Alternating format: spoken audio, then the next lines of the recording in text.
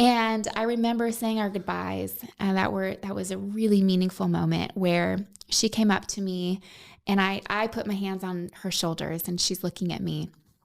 And I said, Latifa, I will continue to work hard for you, because I knew her story. I knew that her kids were going to the daycare next door that was sponsored because of Noonday's orders from their business.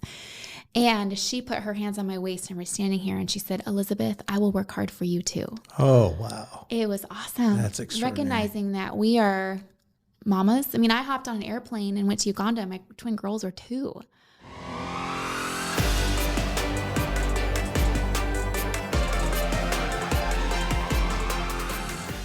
This is Elizabeth Bricknell, who is my friend, also a board member for CityServe of Cowlitz County, which, let me tell you again, as I've told you so many times, I'm really grateful to be working with you. You're a huge support, a huge encouragement to me. Thank you. And if you're going to start a nonprofit, surround yourself with people like Elizabeth, because that's the way to do it. So we've known each other a while. And in that time that we've got to know each other, I have learned a lot about you that I think is worth bringing out into the open. So that's what I want to do today. And let's start here. College was a big deal for you. You enjoyed college a lot. I know that was a big part of your life. When you were back in college, maybe, the year before you graduated, what do you think your life would look like at the age that you're at now, which I won't mention? Thank you for not mentioning that. College was a long time ago. I remember my junior year of college feeling really antsy. Like I went to George Fox. I was in a Christian community and felt like I was ready to go. I had been prepared. I grew up in public school and then really wanted to be in Christian community, which I didn't really grow up around other than the church I went to growing up. Yeah. And so I got to a point of my junior year. I was like, I'm ready. Let's do this thing. I've been in this protected bubble. Get me out of here. I want to go do real life. And I knew I had to finish. I wanted to finish, of course. And so I studied youth ministry and counseling psychology, never wanting to be a youth pastor, but I ended up marrying one. So that worked out well. And I loved people. I loved discipleship, mentorship. My first job out of college was working at another college where I got paid to take people out for coffee. And it was the best. Yeah. Yes. So I knew I wanted to work with people, and really college is where my eyes were open to injustices in the world too. I think George Fox really prepared me to think about people other than myself. And so I didn't know what that looked like, but I knew it would be with people in some sort of helping capacity. And it's funny because I studied counseling and youth ministry, but I didn't see myself becoming a youth pastor or a counselor. I just knew they were valuable what were you skills. Thinking? What were you thinking, Elizabeth? Well, to be honest, I would do it differently. Yeah. if I could go back and do it over again. But I do believe it was part of the preparation process for what I have found myself doing in a number of capacities. Yeah. So. And you wanted to travel. I did. Yeah. That was kind of a bug you had. Yes. And that didn't start until college either. Yeah. I went on my first mission trip when I was about 19. I went to the Philippines. I hadn't even been on a mission trip to Mexico. Yeah. And I went to the Philippines. Yeah. And that really just opened my eyes to a lot. And I remember being intrigued as a little girl about cross-cultural, missionaries would come to church, and I remember my dad wondering, I wonder if you'll be an overseas missionary, but that didn't really sit right with me either. Yeah. But it was the exposure, it was the things that I learned and I saw that I really found a lot of purpose in coming home and telling other people about it. Yeah. So I love to speak, I enjoy writing, and have found You love to do all the things that scare people to death. I know, kind of a weirdo like that. Change doesn't scare me. Yeah. Yeah. Yeah. Mm-hmm. Well, that makes exciting for your husband, Paul, who's sitting right over there. He married somebody who was like adventurous. Yes. Is he adventurous? Yes. So 2 people who love. I wonder if that's why we started a church too. Yeah. Yeah. We weren't afraid of change or trying something new. And Paul was a youth pastor. Mm-hmm. You meet him at school? Where did you meet him? Oh, no, we got set up. Oh, yeah, yeah. Mm-hmm. And ended up getting married. You have a couple kids. Mm-hmm. The first two were surprise twins. Yes, we have twin girls who are in 5th grade now. Yeah, I remember praying, the group of pastors that I'm part of, praying for you guys a lot. Oh. Yeah, they need all the help they can get. Twins are a handful, especially if they're the first. Yes. It was and continues to be a wild ride. Yeah. And we love it. We love having twins. And then 5 years later, we had a little boy who just started kindergarten. Yeah. Mm-hmm. So you've been doing the family thing. Yes. As well as working with an organization called Noonday. Mm-hmm. And talk a little bit about where that started and how it evolved. Sure. I was newly married by a couple years. And after an experience I had out of college where I went to Bolivia, worked with women who were forced into prostitution. Again, my eyes were open to injustices in the world. And I felt like now that I know, I have to do something about it. What does that look like? And so I got married, moved to Longview, was doing the youth ministry thing in a volunteer role, which I adored, loved it. But I was like, I've seen these things. There are things happening in the world that I feel like people don't know about. Yeah. And these are the realities that now my people I would call friends are facing every day. So every chance I would get, I would share with the youth group. I remember going down to Grants Pass where I grew up, sharing with my parents' small group, things I had seen in Bolivia, things I had learned about human trafficking that, to be honest, back in 2007 when I was there, when I had just come home, people didn't really know about. Yeah. It wasn't mainstream media. I was sharing my experiences with people. Like, did you know this is happening? And light bulbs were going off. People didn't know. Well, it seemed like the first 5 or so years, people just didn't believe it. Right. They thought, oh, come on. Right. How is that really could that be? Yeah. So you end up convincing people that it's true. Right. Because you met the people. Right. I met them. I walked into brothels with cups of hot cocoa and offered it to girls who were standing in doorways. I was, needless to say, I was wrecked, in the best way possible because my heart changed. And a friend of mine said something. She said, once you see things, you can't unsee them. And that's true in a number of capacities, certainly true in recognizing injustices. So, I was newly married. I was nannying at the time. I was helping with a youth group, and I felt like there was something else that would keep me up at night. How do I marry this passion that I have, these things that I've seen that I know are important, to what my skills are and what I feel like I'm good at and what I'm called to, with what I'm already doing that I believe in as well. So I stumbled upon a book that recognized about 30 companies with a conscience, they were called. And these were companies that were small businesses. They were companies that were featuring artisan-made goods from people around the world. And long story short, Noonday was one of them, Noonday Collection. And I hopped on their website and fell in love with their product. It was beautiful. I loved that things were unique. They were gorgeous, but it was the stories that captivated me. Yeah. And so night after night, I would just read on their website articles about the people, the makers behind these products, what they represented. And my husband has a background in sales, selling books door to door. Mm-hmm. How he put himself through college. And so he knew a thing or two about business. I knew nothing. Like I said, I studied youth ministry and counseling psychology. And I was like, I remember one night sitting on our couch in our living room, and I was just weeping, reading stories about people and how their lives are being transformed due to the opportunity to work and to have a dignified job where they were no longer exploited. And so all the dots started lining up where I was like, this is what I want to do. I don't know a thing about sales, but was excited about what it could look like to tell stories on behalf of the people who couldn't share their own story. And then to highlight beautiful products that they were making, which I'm wearing today. So, well, you must have, I'll bet you ran into a lot of people in Noonday who are kind of fixated on the selling part. And you have such a love for story and love communicating stories that I'm sure you inspired a lot of people to expand their vision of what Noonday could be a little bit more. I think so. I would say the majority of women, to be honest, were a lot like me. Yeah? Yeah. of like, look, the product is beautiful, but it's the people, it's the purpose behind it. Yeah.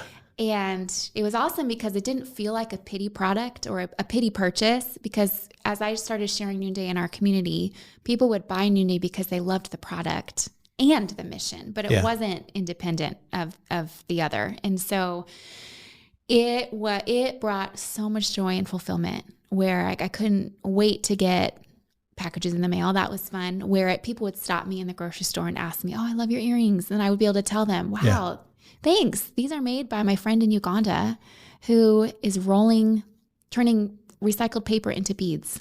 So talk a little bit about that, because you actually, as part of Noonday, you went to these places to talk to these people. And literally, when you say a friend, it's somebody you met. Oh yeah. I know people by name.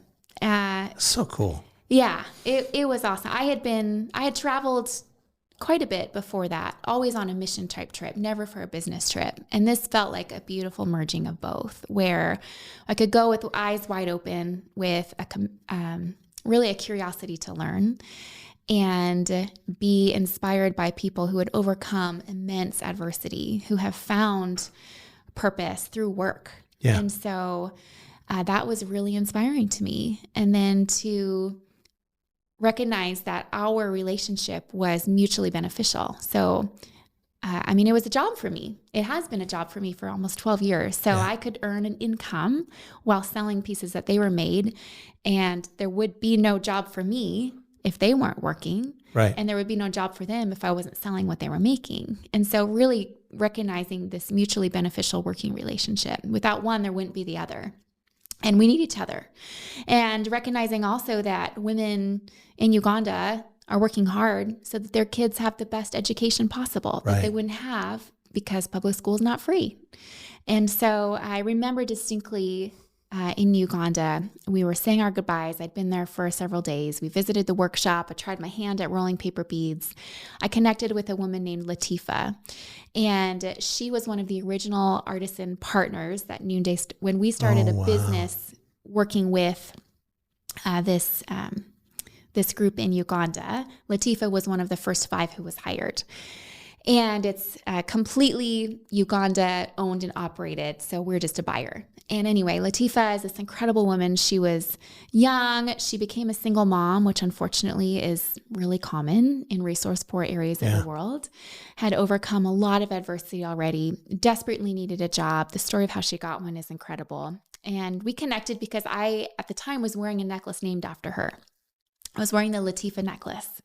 And how extraordinary. It was so cool. We got to share dinner and share meals together, and she kept looking at my necklace.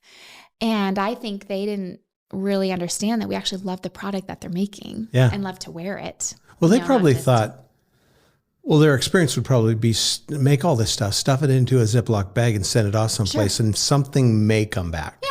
Maybe. But here they're talking to the person who loves their stuff. Who loves it, who wears it, who tells their friends about it, who sells it. And I remember saying our goodbyes, and that was a really meaningful moment where she came up to me, and I put my hands on her shoulders, and she's looking at me. And I said, Latifa, I will continue to work hard for you, because I knew her story. I knew that her kids were going to the daycare next door that was sponsored because of Noonday's orders from their business. And she put her hands on my waist, and we're standing here, and she said, Elizabeth, I will work hard for you too. Oh, wow. It was awesome. That's extraordinary. Recognizing that we are mamas. I mean, I hopped on an airplane and went to Uganda. My twin girls were 2. I was like, who does that? It was the sense of adventure, but really I can't wait to see with my own eyes the impact that these pieces are making through wearing them, through selling them, through telling stories about them, and story after story of women specifically. 80% of our business is comprised of women artisans in businesses in about 16 countries around the world. And just what they've overcome through domestic violence or trafficking, a number of things that anyone they could be down and out, but because of an opportunity to work where we pay fair wages according to the Fair Trade Federation. And that has opened up access to self-defense classes, education, other business opportunities, life-saving healthcare, insurance, life-changing things. So you have your own business. You're chugging along pretty hard, making some trips outside the United States. A couple times a year, maybe once a year. Yeah, when I wasn't pregnant or having, babies and Yeah, things like and that. raising a family, starting a family. And then in the midst of it, your blessed husband decides that we're going to start a church. Yeah. Which means for you, you start having a group of core leaders in your house all the time when you're trying to do family and Noonday. My wife had a similar experience. Oh. When I had this wild hair idea of starting a Sure. church. I know what she thinks of the whole process. What was it like for you? What was it like in the beginning when you first started thinking about, we're going to actually start a church? Well, we had a very comfortable job. Well, I'll say Paul, in youth ministry. And I don't know how to transition. It's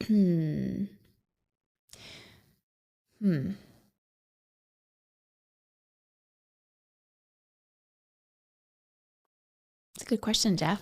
It's an abrupt turn. Yeah, It is for you right now trying to talk about it. Yeah. But it is Yeah, in real life too. it is. It's like, I've gone to church a while. I know what that's like. But Yeah. this whole idea of being the people who launch something that other people can either buy into, ignore, pretend like they don't care.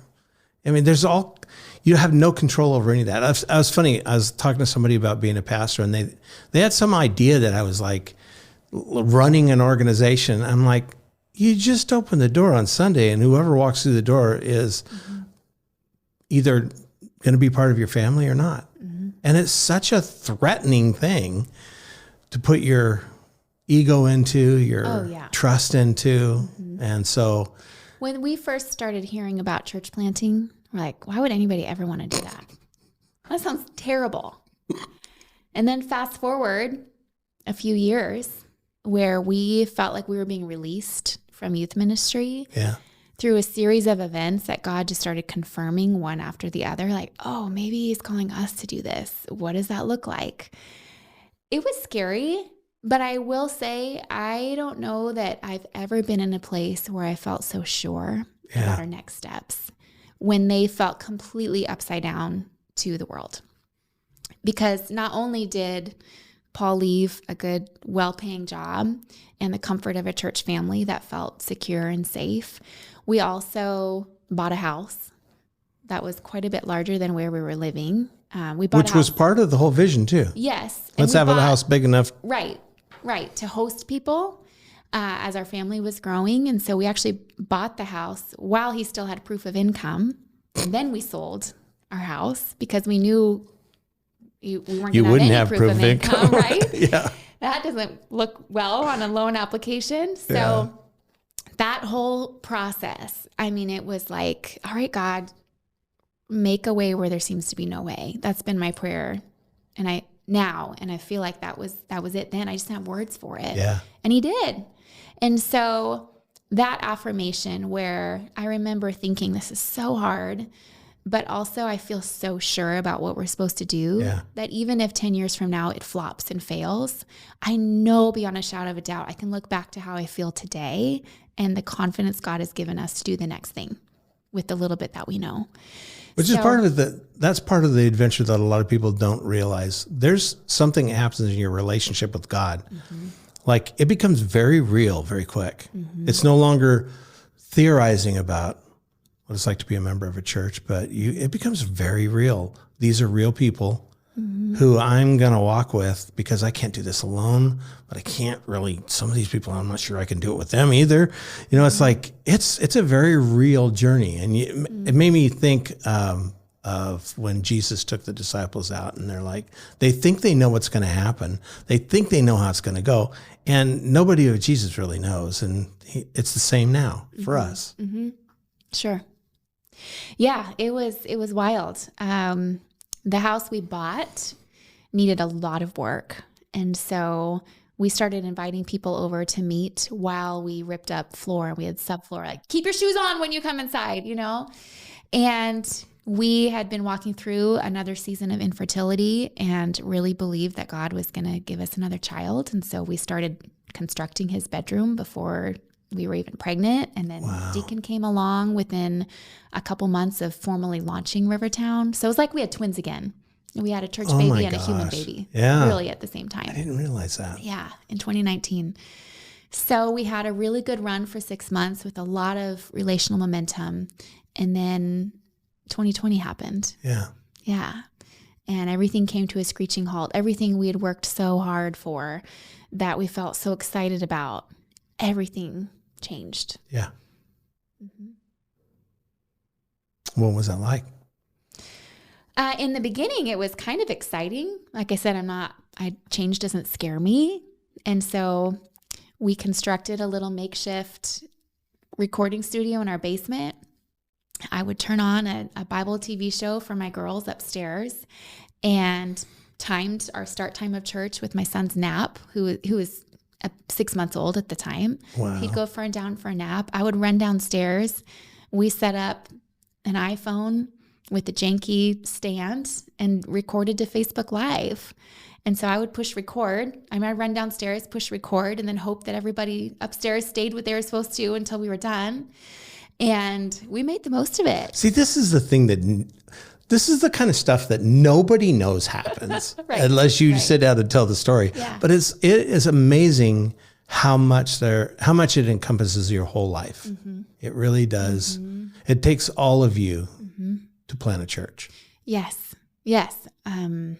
Absolutely. And our kids have been a part of it from the beginning. And to this day, they go early with Paul to set up tables and chairs, and they still think it's fun. Yeah. And I've told myself, as soon as they don't think it's fun anymore, we'll do something different. Yeah. But for right now, So it was a wild ride. It was fun for about 3 weeks, doing something different. We all thought we would be back together again. And in the process, we lost the building we were meeting in. And anyway, as we recognized this was going to take a long time, we lost a lot of relational momentum. Yeah. And that felt so defeating for, to be honest, a couple years to think about. We invested so much in getting this off the ground. Do we have it in us to start over again, to keep it going? Interesting. Yeah. Interesting, because we went through that same thing too at Evangel. Mm-hmm. I never thought about the fact that the physical building was a stabilizing factor. Mm-hmm. The relationships always are the most important, one of the most important things. But I didn't realize that having a place to come home to was really important for people. Yeah. Yeah. A friend of mine said, that would make it hard. In the pandemic, she said, usually how our church would respond when people are in crisis is that we fling our doors wide open, come. And we couldn't do that. And the relational stuff over the internet just wasn't the same. Yeah. So when we did start meeting again, it looked really different, and varying levels of comfortability, that was challenging. And I'm really, really pleased and delighted and somewhat shocked that we just celebrated 5 years as a church. That's amazing. Yeah. We did it. And you are in a really stable environment now. We are. It's really, you're working with Core Health in their facility, and that's their youth center. And that's an extraordinary opportunity because it not only gives you a place to meet, but it also gives you a whole community of people who need encouragement. Yeah. So you made it through that. And something exciting is happening now that we were talking about earlier. You have it sounds like you were trying to figure out a way to incorporate your kids into what you're going to do next a little bit more. And tell us a little bit about where that's taking you. Well, Rivertown Church turned 5, which means my son turned 5, which means he just started kindergarten, as in an all-day school. And so all of a sudden I've got 3 kids out of the house and worked from home for about 10, 12 years. And recognizing my time looks different. What do I do? And I love the school schedule and really wanted to do something where I could still be available for my kids. And so I just started subbing in the Longview School District, which has been so much fun. Not in the classroom, but in the admin setting, recognizing that I grew up in public schools.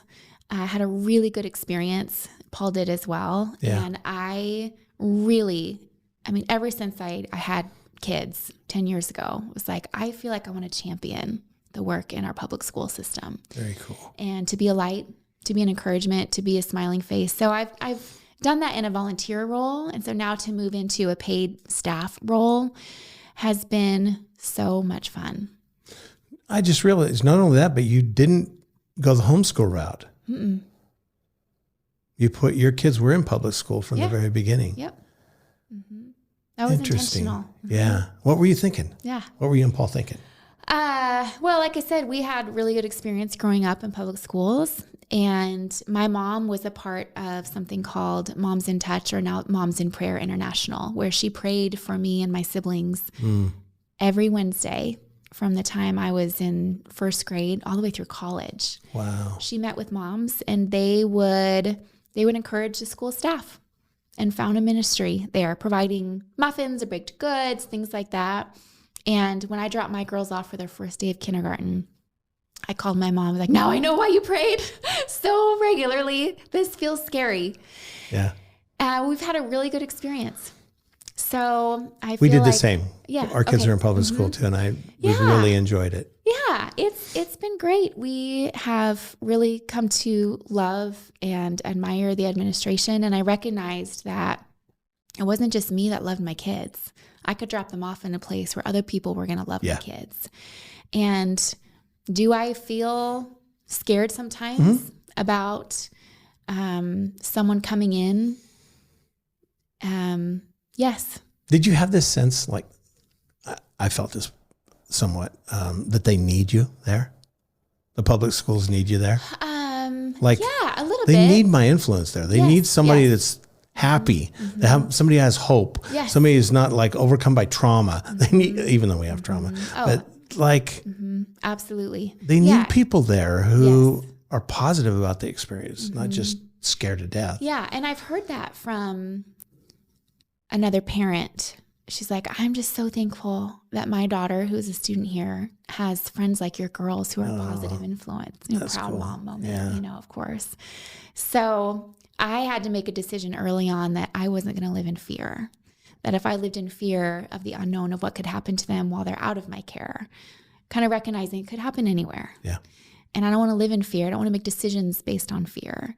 And so I will be as informed as I can be as a mom, as a volunteer, and now as an employee.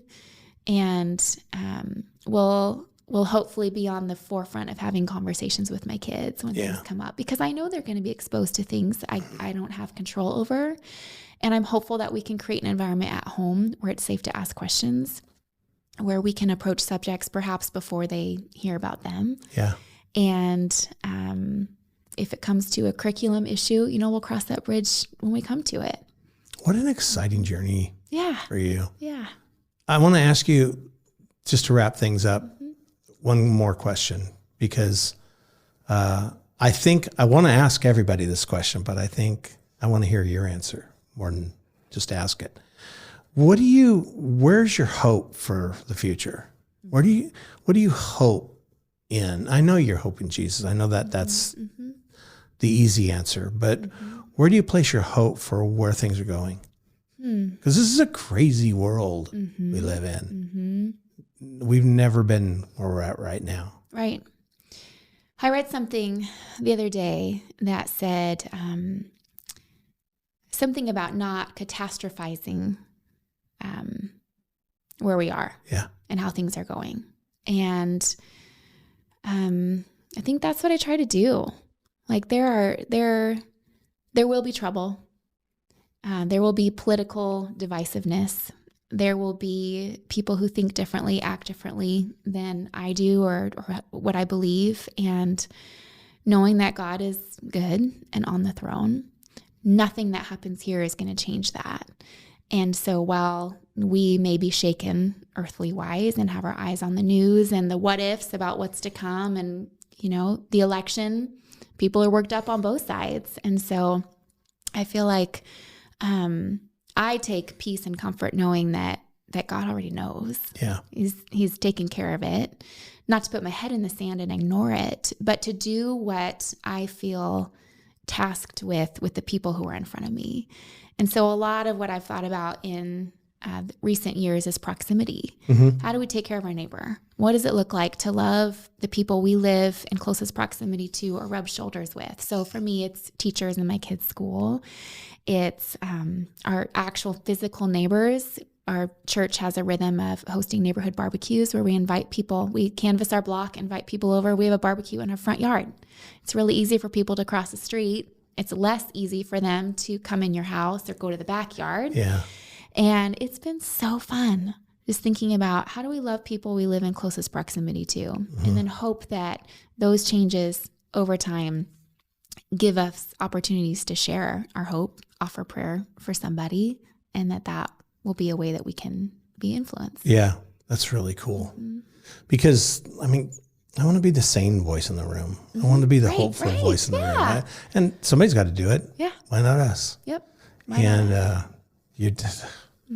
You have had an extraordinary life and you're just beginning. I mean, there's lots more ahead, and I'm excited for you, excited for Rivertown and you and Paul and the kids. And it'll be exciting to see the kids when they get to the place where they own their own relationship with Jesus. It's not just carrying yours, and how that will all play out, and how the next generation in the Bricknell family will emerge. So there's a lot ahead, but you've done well. You've really done well. Yeah, I'm really grateful for all that you've poured yourself into in this area, because I've been a recipient of it, and I really am grateful. Thank you, Elizabeth. Thank you.